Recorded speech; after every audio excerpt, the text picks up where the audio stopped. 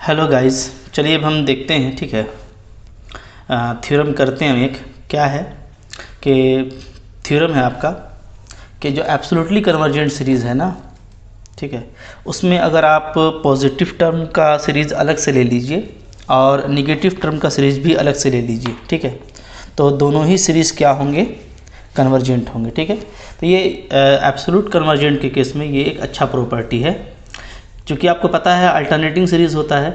ठीक है, और एब्सोल्यूट कन्वर्जेंट का मतलब ये होता है कि सीरीज तो कन्वर्जेंट होगा, सीरीज का जो एब्सोल्यूट टर्म्स का जो सीरीज होगा वो कन्वर्जेंट होगा। ठीक है, ओके, तो इसको हम लोग क्या बोलते हैं, एब्सोल्यूट कन्वर्जेंट। तो अगर एब्सोल्यूट कन्वर्जेंट है तो वैसे केस में जो सीरीज ऑफ पॉजिटिव टर्म है, ठीक है, या जो सीरीज ऑफ आपका निगेटिव टर्म है, ये दोनों अलग अलग अगर आप निकाल देंगे तब भी वो क्या हो जाएगा, कन्वर्जेंट हो जाएगा। ओके, आइए इसका हम लोग प्रूफ देखते हैं। देखिए मैंने लिया है let sigma U N be an absolutely convergent series. Okay, ठीक है, अगर ये एब्सोल्युटली कन्वर्जेंट है, ओके, देन क्या होगा बताइए, देन जो सिग्मा मेरा मॉड यू एन है, ठीक है, वो क्या होगा, इज़ कन्वर्जेंट, ये आपका कन्वर्जेंट होगा। ठीक है, एब्सोल्यूट कन्वर्जेंट के डेफिनेशन से। ठीक है, नाउ लेट, देखिए हम लोग लेट कंसिडर कर लेते हैं। ठीक है, S N equal to sigma U N N tending to 1 to n, यानी क्या है, यानी हम लोग एक पार्शियल सम ले लेते हैं यू एन का, क्योंकि यू एन हमारा इनफाइनाइट सीरीज़ है। ठीक है, तो इसका पार्शियल सम कैसा हो जाएगा, u1 plus u2 plus u3 plus dot dot dot dot un। Okay, ठीक है, अच्छा, इसको हमने एस एन ले लिया। अच्छा, और एक हम जो है इसका एब्सोल्यूट टर्म का सीरीज़ ले लेते हैं, उसको हम ले लेते हैं एस डैश एन। ठीक है, तो एस डैश एन मैं किसको ले रहा हूँ, सिग्मा मॉड यू एन को n इक्वल टू 1 से n। ठीक है, तो ये क्या होगा, ये होगा mod u1 plus mod u2 plus mod u3, ठीक है, plus dot dot dot dot mod U N. Okay, ये सारा जो एब्सोल्यूट वैल्यू है उसका सम ले लिए हैं। ठीक है, ओके, अच्छा, इसके बाद देखिए जो हमारा सम ऑफ पॉजिटिव टर्म है और जो सम ऑफ निगेटिव टर्म है, ठीक है, जब हम उसको इसमें से सेपरेट करेंगे पॉजिटिव को और निगेटिव को, क्योंकि ये क्या है, अल्टरनेटिंग सीरीज़ है, इसमें पॉजिटिव टर्म भी है और निगेटिव टर्म भी है। ठीक है, तो सपोज़ करते हैं जो सम ऑफ पॉजिटिव टर्म है उसका वैल्यू p आता है, और जो सम ऑफ निगेटिव टर्म है उसका वैल्यू क्या आता है, n आता है। ठीक है, ओके, आइए देख लेते हैं। हम यहाँ पे लिखेंगे इस तरीके से,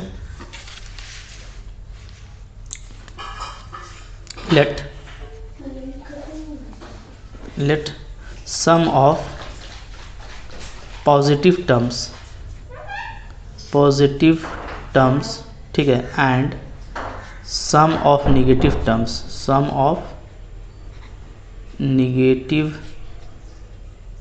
terms of series S N is p and n, ऐसा ले लेते हैं। ठीक है, p फॉर पॉजिटिव और n फॉर निगेटिव। ठीक है, तो क्या ले लेते हैं, सपोज करते हैं कि जो सम ऑफ पॉजिटिव टर्म है उसका सम p है और सम ऑफ निगेटिव टर्म का वैल्यू जो है वो n है। ठीक है, देयरफॉर आप जब देखेंगे तो इस n को क्या लिख सकते हैं, आप इस n को आप लिख सकते हैं p plus n, p plus, ठीक है, माइनस n लिखेंगे, चूँकि निगेटिव टर्म का जो सम होगा तो उसमें तो माइनस को कॉमन लेना पड़ेगा ना।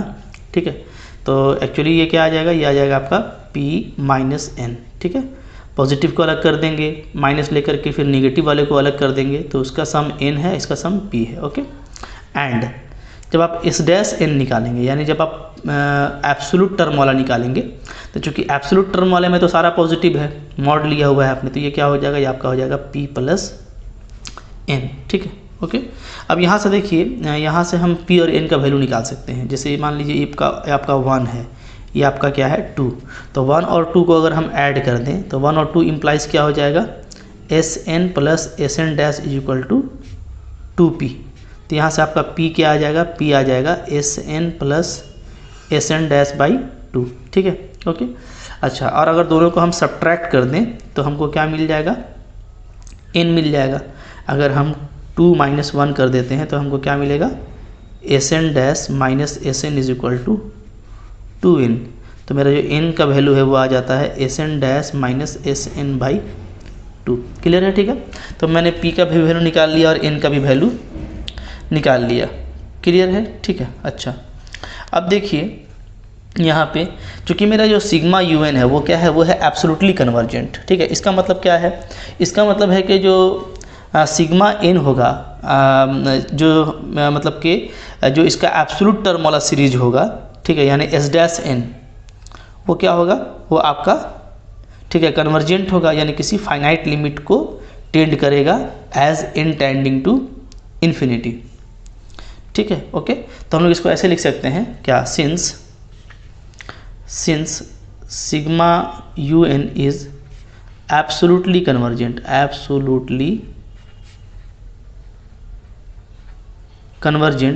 ठीक है, चूँकि ये एब्सोल्युटली कन्वर्जेंट है। अच्छा, अब देखिए चूँकि ये एब्सोल्युटली कन्वर्जेंट है तो इसका मतलब ये होता है कि जब आप मॉड लेके कन्वर्जेंसी निकाल रहे हैं तो आपको वो क्या आ रहा है, आपको वो पूरा कन्वर्जेंट मिल रहा है। ठीक है, ओके। तो अब आप देखिए कि जो मेरा SN था, ठीक है, SN, तो जाहिर सी बात है जो मेरा SN है वो क्या है, वो है आपका एक पार्शियल सम है, ठीक है, जिसका वैल्यू क्या है, p माइनस n है। तो इस तरह का जितना भी हम लोग पार्शियल सम का सीक्वेंस निकालेंगे, ठीक है, तो वो क्या करेगा, वो जो है एक फाइनाइट लिमिट को अप्रोच करेगा। ठीक है, देयरफॉर क्या लिखेंगे, देयरफॉर, ठीक है, sigma mod UN, okay, sigma mod UN क्या, that is SN dash is convergent. ठीक है। अच्छा, अब आपको ये भी पता है कि जो एब्सोल्युटली कन्वर्जेंट होता है तो वो क्या होता है, कन्वर्जेंट भी होता है। ठीक है, okay. Also sigma UN that is क्या, that is SN is convergent. Okay, दोनों कन्वर्जेंट हो जाएगा अगर एब्सोल्यूट कन्वर्जेंट है तो। इसका मतलब क्या है, अगर दोनों कन्वर्जेंट है तो इसका मतलब ये है कि दोनों का एक फाइनाइट लिमिट होगा। ठीक है, okay. Therefore SN and SN dash both tends to finite limit as n tending to infinity. ठीक है, यहाँ पर हम ले लेते हैं क्या, let limits be L and M respectively, ठीक है। मान लेते हैं SN L पे कर रहा है और SN डैश क्या कर रहा है, मेरा M पे कर रहा है। तब आप देखिए कि यहाँ से हम लोग देख सकते हैं ये जो इक्वेशन है मेरा, इसको हम 3 कर लेते हैं, जो P और N का वैल्यू आया है। तो देयरफॉर क्या हो जाएगा, जो पॉजिटिव टर्म का सीरीज़ है P, वो किसको अप्रोच करेगा, वो अप्रोच करेगा आपका एक finite limit 1/2 L plus M को। चूँकि ये L को अप्रोच कर रहा है, ये M को अप्रोच कर रहा है, तो इसका भी क्या आ गया, फाइनाइट आ गया। और जो निगेटिव टर्म का सीरीज़ है यानी N, ये किसको अप्रोच करेगा, 1/2 M माइनस L। क्लियर है, ठीक है। तो आपका इस तरीके से थ्योरम क्या हो गया, आपका प्रूव्ड हो गया। ओके, क्योंकि जो पॉजिटिव टर्म का सीरीज है जिसको हम लोग वैल्यू P लिए थे, वो भी फाइनाइट लिमिट को अप्रोच कर रहा है, और जो नेगेटिव टर्म का सीरीज है जिसको हम लोग वैल्यू n लिए थे, वो भी हमारा एक फाइनाइट वैल्यू को अप्रोच कर रहा है। ठीक है, तो आई होप आपको ये समझ में आ गया होगा। ठीक है, इसी तरीके से देखिए एक थ्योरम है हमारे पास, फिर क्या, कंडीशनली कन्वर्जेंट। अभी जो हम लोग देखे ना वो क्या था, वो था एब्सोल्युटली कन्वर्जेंट। तो एब्सोल्युटली कन्वर्जेंट कोई सीरीज़ है तो वो क्या होता है, कन्वर्जेंट भी होता है। ठीक है, अगर किसी सीरीज का आप एब्सोल्यूट टर्म निकाल करके कन्फर्म कर लिए कि वो कन्वर्जेंट है तो आपका सीरीज भी कन्वर्जेंट होगा। ठीक है, लेकिन कन्वर्स ये करेक्ट नहीं है, तो वहाँ पे फिर हमारा डिफाइन होता है क्या, कंडीशनली कन्वर्जेंट। कंडीशनली कन्वर्जेंट क्या होता है कि जो सीरीज तो कन्वर्जेंट हो, ठीक है, लेकिन क्या हो, उसका जो एब्सोल्यूट टर्म का सीरीज हो वो कन्वर्जेंट ना हो। तो ये ऐसा क्या कहलाता है, ये कहलाता है कंडीशनली कन्वर्जेंट। तो इसमें अगर आप पॉजिटिव टर्म को अलग करेंगे और निगेटिव टर्म को अलग करेंगे, जैसे आपने उसमें अलग किया था, इस बार ये दोनों डाइवर्जेंट होगा।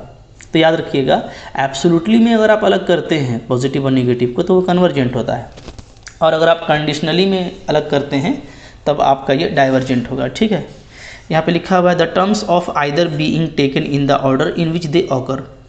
ये हम लोग आगे देखेंगे, रीअरेंजमेंट का एक केस है कि कंडीशनली डाइवर्जेंट जो कंडीशनली कन्वर्जेंट सीरीज़ होता है ना, उसका रीअरेंजमेंट अगर आप कुछ और तरीके से कर देंगे तो फिर उसका जो कन्वर्जेंट होने का जो लिमिट है वो चेंज कर जाता है। ठीक है, इसलिए ये बात यहाँ पे लिखा हुआ है कि टर्म को रीअरेंज नहीं किया गया है। ठीक है, टर्म को अगर हम वैसा ही लें जैसा कि दिया हुआ है तब भी यही बात होगा कि जो कंडीशनली कन्वर्जेंट सीरीज़ है, ठीक है, उसमें पॉजिटिव टर्म को अलग करने से और निगेटिव को अलग करने से दोनों को हम लोग डाइवर्जेंट ही पाएंगे। ठीक है, तो अच्छा रिजल्ट है ये। ओके, आइए इसका भी हम लोग प्रूफ देखते हैं।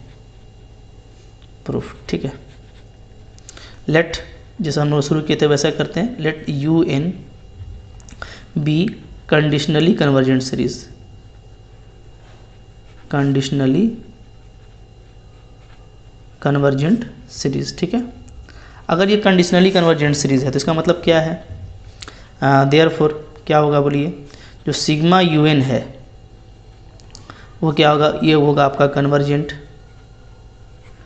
एंड जो सिग्मा मॉड यू एन है वो आपका क्या हो जाएगा, is divergent.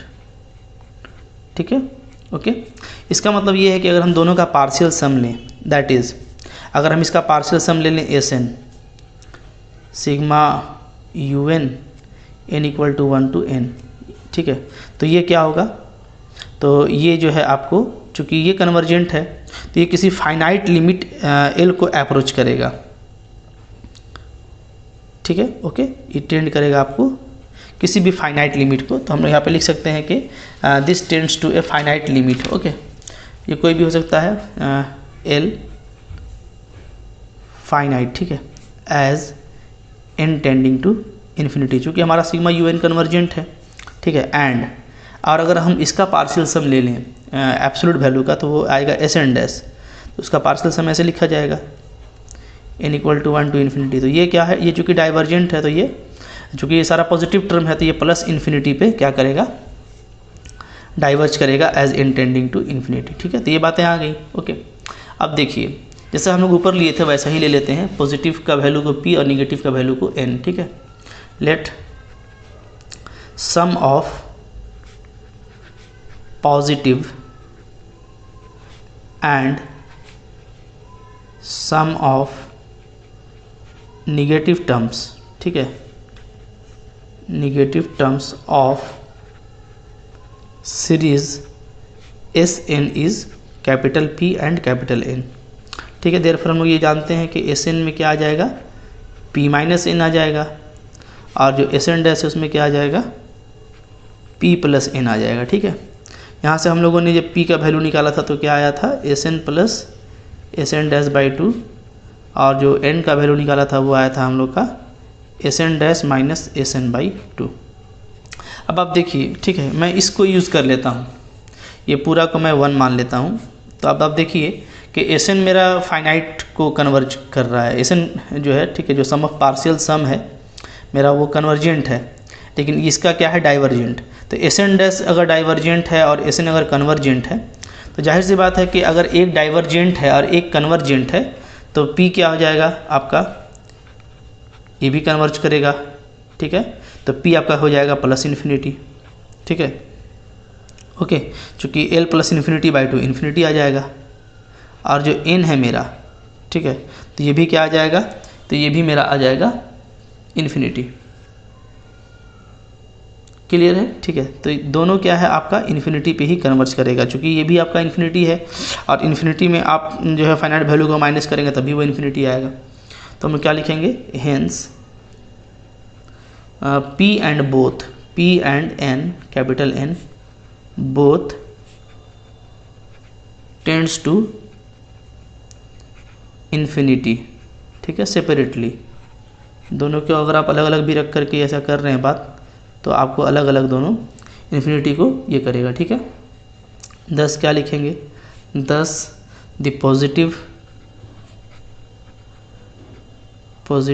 As well as negative, ठीक है,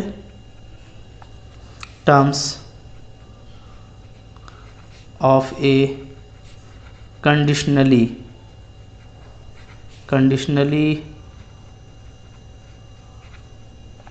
कन्वर्जेंट सीरीज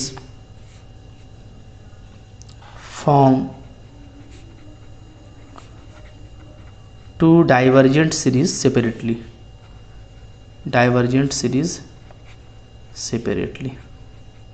ठीक है। आई होप आपको ये समझ में आ गया होगा। तो इसी तरीके से हम लोग इसको डील करेंगे, ठीक है। ओके, और दोनों इंपॉर्टेंट थ्योरम है, एग्जाम में आ सकता है, तो इसको आप अच्छे से तैयार कर लीजिए, ठीक है। Thank you for watching.